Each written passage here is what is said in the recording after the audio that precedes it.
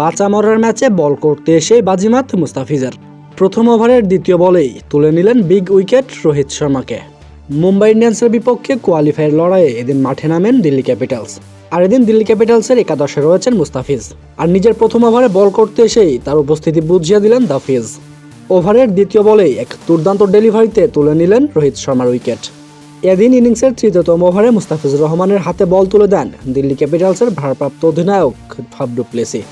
আর বল হাতে পেয়ে নিজের কাটারের জাদু দেখালেন মুস্তাফিজ। ওভারের দ্বিতীয় বলে দুর্দান্ত এক ইনসুইং ডেলিভারি মুস্তাফিজের।